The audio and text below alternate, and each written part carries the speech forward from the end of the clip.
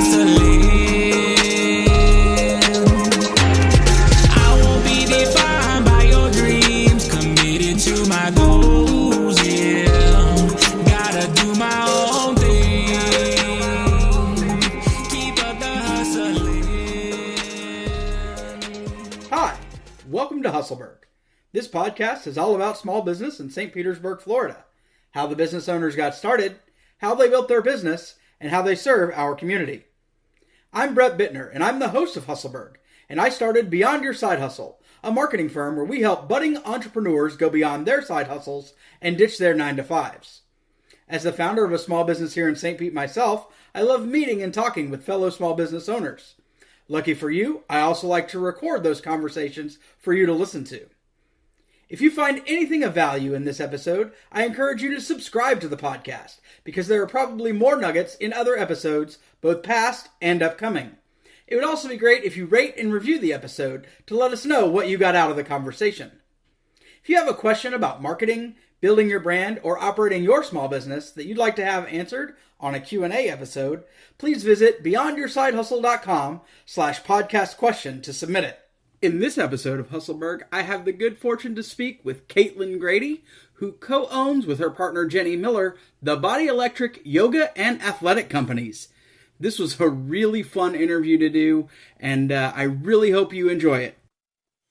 So, Katelyn, why is it yoga and fitness? Why is that what you do with the Body Electric Yoga and Athletic Companies?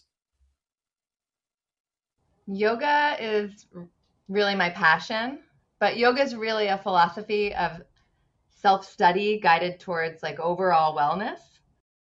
And I really believe in yoga, and I really want to share yoga because it teaches us to merge our minds and bodies. So many of us spend like all of our time in our heads connecting with thoughts rather than our feelings, not like happy and sad feeling, like how you feel in your body. We identify with our minds and we forget our bodies.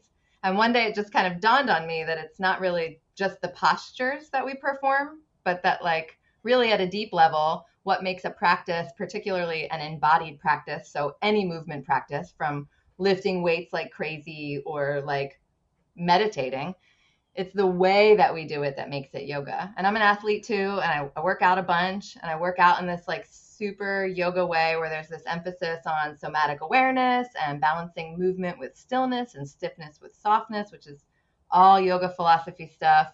And then I was like, oh my God, I like want to share this with people. Like, this is so great. This feels so good. And I want to share it just like I want to share yoga. So I was like, the mind and the body both have to be conditioned. And whenever we're in our movement practices, I feel like we really have to turn them into yoga with this like next level of awareness and embodiment. And sometimes when I get an idea in my head, it just has to happen. So it seems like you're looking at this from a very high level and incorporating a lot of aspects of physicality for both the mind and for the body. Is that something that has really driven a lot of what you guys have done with the Body Electric? Yes. Our mission is to hold space in this certain kind of way that can guide people to themselves. So you guys started out just yoga. It used to just be the Body Electric Yoga Company, but at the beginning of this year, you guys expanded to include other aspects of fitness. Obviously, you didn't know what was going to happen in 2020, but what prompted expanding beyond just yoga in your focus? Really just that vision that we can make our workouts also, we can leave our workouts not feeling like somebody wiped the floor with us, but feeling that same uplifted energy we feel when we leave a yoga class by like doing it in this certain way. And I just wanted to do it. I wanted to like make those classes happen. And, you know, we're still really working on the programming. We're a baby gym. And like you pointed out, 2020 is bananas. We opened on January 2nd and then closed on March 17th. And then we were closed for longer than we had been open for. And then we just reopened on June 1st. So like programming is still getting tweaked, but really it's just this idea of aligning all of the different movement modalities, fitness modalities with the core philosophy of yoga, which is not just, you know, super unique to yoga, by the way. Like a lot of ancient religions and like Buddhism and Taoism, a lot of them are saying the same things in kind of different language. So what was it that got you started in bringing yoga to the people of St. Pete in a business kind of a way? What was the motivation to create a business around it? You also had to consider you have a partner in the Body Electric with Jenny. And so how did you guys come together to really make this happen? Yeah, so at the time when I met Jenny, she and I both had already kind of decided for ourselves, like, this is what we want to do. We want to open a yoga studio. And a mutual friend was like, you guys should talk about this. So, and we just clicked. So then it was on. But for myself personally, leading up to that moment, I always wanted to share this practice of yoga. And my undergrad is in religion and philosophy. And I kind of thought, oh, well, I'm going to keep going, like you do when you're in school. You think, I'm going to keep going to school forever. And I thought I would teach that, but like at the academic sort of level, at the sort of like, I thought I would be in a classroom with college students sharing yoga philosophy and Taoist philosophy and Buddhist philosophy. And then I just sort of figured out that like academic wasn't life, didn't seem to be all I was cracked up to be. And then I just worked for money and pursued my passions on the side. You know what I mean? Like I worked in hospitality, I bartended, I did whatever to make my money. I tried to work as little as possible and do the things that I loved to do outside of work time. And then when I started teaching yoga and I was getting paid to teach yoga, I realized that it's possible, to pursue your passion as your work, that like you can make your passion something where you can also earn an income, and that it's an even more spectacular way to connect with people, because when you're passionate about something, it lights people up. Your light lights other people up. So that's, I think, what every entrepreneur sort of experiences before they open their own business, because it's risky and it's really hard work. But like you just all of a sudden think, I can combine my passion and my career, and then I can be all the time sort of focused on things I like to be focused on. And it's like, all right, let's do it. You're absolutely right. I think that just about every entrepreneur figures that out when they're in it for the right reasons. They do figure out that their passion can lead to some monetary gain. So you have an undergrad education background in philosophy and religion. When it comes to yoga specifically, any certifications, or is this just the way that you learned and you're sharing your love and the way that you guys do things with others? Yeah, both. I mean, I did my 200-hour like most people. I'm a very self-led learner. So like I've done more than 200 hours in like extracurricular learning about the things. Like I feel like I've given not just myself, but like attending workshops and, I gather it all up all kinds of ways. But sure, I have my 200-hour like most people do. And sometimes I think about getting like a 500-hour, but then the real reasons that I come up with are really just like for the stamp. And I feel like I can more effectively give myself, by going and finding teachers that I really connect with, the education that I really crave, more efficiently without necessarily like getting 300 hours with one teacher. Now, how is it that people find you when it comes to starting class or beginning their workout training? How do they find the Body Electric? Like local people in town? Yeah, or, I mean, if they're traveling, that's even better. I'd really be interested to know if they're coming across either the Skyway or coming across one of the bridges across the bay. But yeah, how do they find you? I really think still most people find us just because of word of mouth. People just know about us because we're so out there. We do free classes, at the Sundial and now at the Pier as well. And we're partnered with Healthy St. Pete. We have classes, not as many now, of course, because of COVID, but we have classes out there in breweries, and we're just kind of all over the place. Like you sort of can't miss us. So I think people just know about us. People that come into town from like far away, because we are in a tourist city, will sometimes find us as well, just by doing like what I used to do, or what I still do when I travel, which is like Google yoga studios and then look at all the websites, look at the pictures, read the reviews, read about the teachers. And those people are just choosing us. And I don't know like what percentage of people traveling or whatever are coming to the beat, but that's how those folks probably find us, like, with the Googles. Oh, for sure. hey, there's a lot to be said for finding a fantastic business when it comes to using the Google. So when it comes to the business side of things with the Body Electric, did you or do you have anyone or anything that's kind of guiding you in building things? I mean, you're in a field that generally we think of national chains like LA Fitness or Planet Fitness, and then you have the new kind of hip fitness things like Orange Theory or Equinox. How are you? What are you using to help differentiate you and to build the brand of the Body Electric? Not enough. We could probably be doing more things. We have a business coach. We work with Juliet at Action Coach Tampa Bay. She's awesome.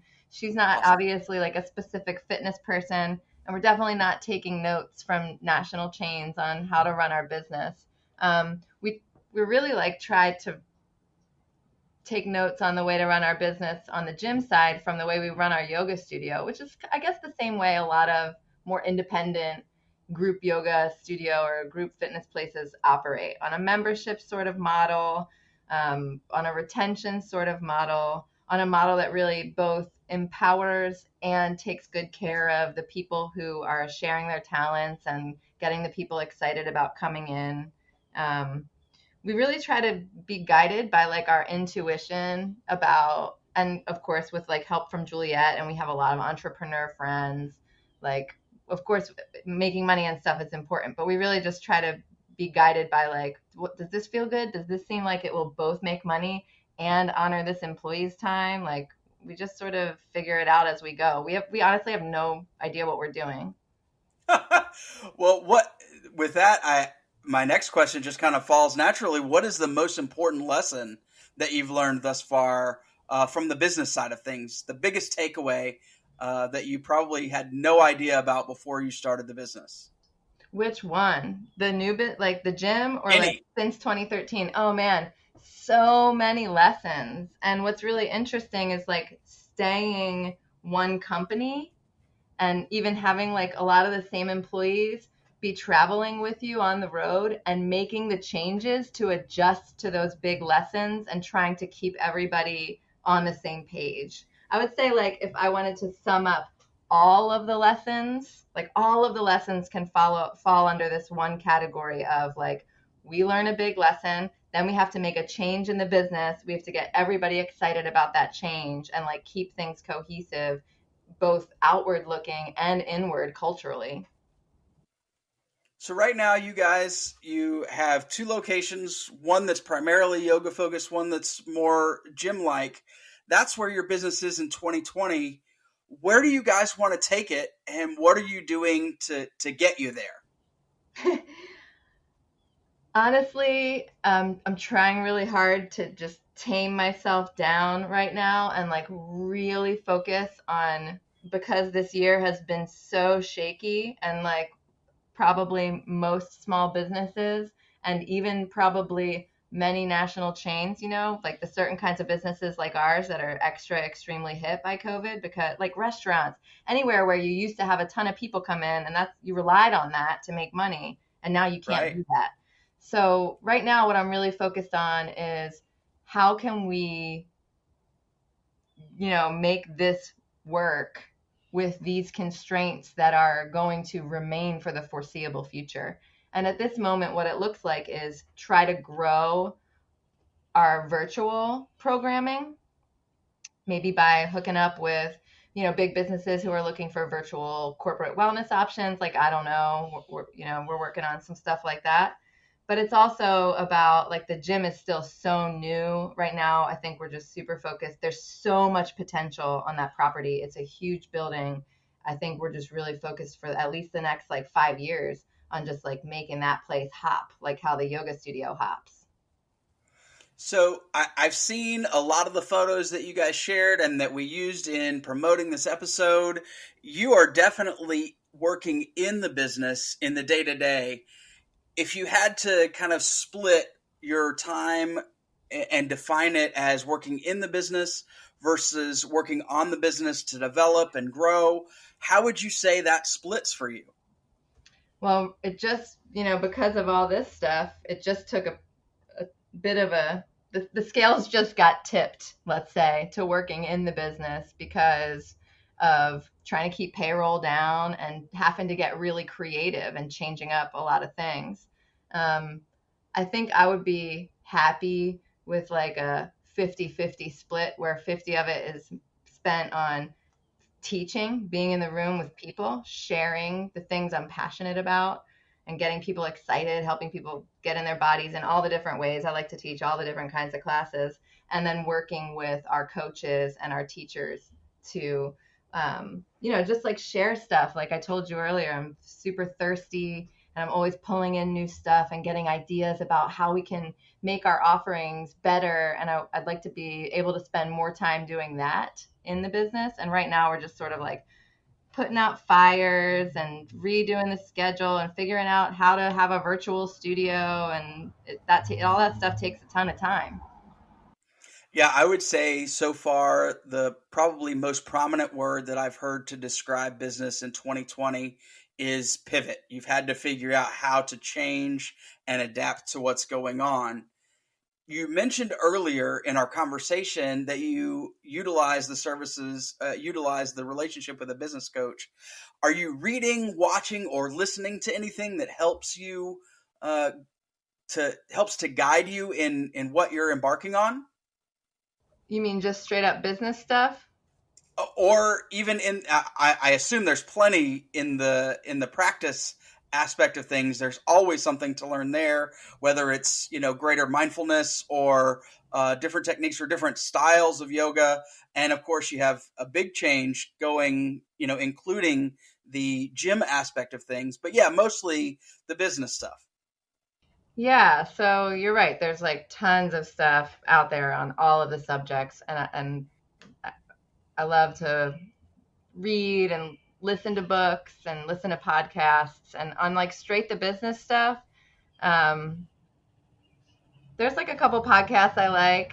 I listen to Donald Miller sometimes. Oh yeah, building a story brand. That's awesome. Yeah. And actually an interesting thing that's happened with some of the podcasts and other media that I follow to learn about sharing the arts, like the movement arts and sharing mindfulness and all of that, have started sort of talking about business stuff because that's what everybody wants to hear. What do we do now? Like, this is what we did. And like, well, now what do we do? From the level of being a teacher, teachers are like trying to figure out how they can get themselves out there virtually. And then for us, figuring out the virtual product. So actually, a lot of the media sources that I use just to get educated about our craft have started talking a lot about that. So that's been super helpful. So are you a native of St. Pete? I'm not. I grew up in Philadelphia area and then lived in California and San Diego for a while before moving here in 2006, I think. So you've been here a pretty good bit of time then. Yeah, and I've lived on the same street pretty much the whole time. Oh, that's awesome. Now, when you aren't working in or on the Body Electric, what are some of your favorite things to do in and around St. Pete? I spent a lot of time on the Gulf in a canoe. I Okay. paddle outrigger canoes. I have a coach and I have a team and we train on the water. I spend a lot of time out at Sunset Beach doing that. I spend some of my free time actually in my businesses, working out, going to yoga classes, chatting with people. Jenny and I have a 5-year-old, Hank. He takes a lot of our time. He's incredible. He's super fun. We haven't been like getting out a whole ton other than in the great outdoors. Yeah, but that's a great, we're in a fantastic place for that. The weather is so gorgeous. It And we is have the so beach, we gorgeous. have the water. The new It's pier is absolutely really wonderful. cool. We really like the new pier. Yeah, I haven't had a chance to make it there yet. I think you'll be surprised. Okay. Now, do you guys have anything upcoming, events or activities that you want to make sure that listeners have on their calendars here at the tail end of 2020 and into 2021? Yeah, for sure. I think like the thing we're most stoked about right now is that every Saturday at the gym, we host this class called the People's Practice in partnership with Urban Yoga Foundation. It's a pay what you can, all levels class that explores the indigenous presence and history in the modern yoga practice. But it's not just yoga, it's movement in general. It's led by graduates of their foundation. All the proceeds go to Urban Yoga Foundation. We're really stoked to partner with them. We've been working with them for a really long time, but we've never quite been able to get a weekly offering going, and we just finally did. So I'd love to spotlight that And what time is that on Saturdays? at 2 p.m. All right. And where can people find out more about the Body Electric yoga and athletic companies? What's the website? Where can they find you on social media? How can they connect with you, with Jenny, with the Body Electric as a whole? For sure. The website is thebodyelectricyoga.com. Facebook is a really good way to keep up with all of our events, and we're on there both as the Body Electric Yoga Company and as the Body Electric Athletic Company. We're on Instagram at the Body Electric Yoga and the Be Athletic. The best way to book, if you're going to book, is through our app, which is available on Google Play and iTunes. You can just search the Body Electric Yoga Company and download our personal app, which has our whole schedule and everything you need to know as well. We're pretty fun follow on social media, I think. I enjoy it. I found out about you guys and the offerings that you were doing with the virtual classes right as everything was shutting down. When we did the St. Pete Open for Business, which I know Jenny reached out to be included, we actually talked about the free classes that you were offering, the pay what you can donation classes that you were offering as everybody kind of started shutting down in March. So I've been keeping an eye. Yeah, thank you. If people want to follow me, I'm Be Katelyn Grady on Instagram. Jenny's Yogi One Kenobi. But at this point, you'll probably mostly see pictures of our kid. But I'm planning on like up in my social media game here any second. Wait for it. Well, I will make sure that we link to all of that in the show notes, especially the app. You're the first guest that we've had on Hustleburg that has their own. So I definitely want to make sure we highlight that both in the App Store and on Google Play. Katelyn, thank you so much for spending the time with me today and talking about the Body Electric. Oh, man, it's been my pleasure, Brett. Thanks for thinking of us. You did it. You've just listened to Hustleburg. To thank you for listening, we're helping you reach ideal engagement on any social media platform in a 3-week training available at beyondyoursidehustle.com/3 weeks. See how you can change your feed to serve you, start engaging on social the right way, and create a community around you and your business.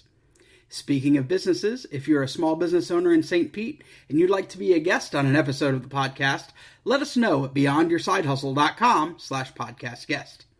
If you got something of value from this podcast, please take a moment to subscribe, rate, and review on your favorite podcast player. This is something small that you can do to help us shine the spotlight on all the great businesses St. Pete has to offer.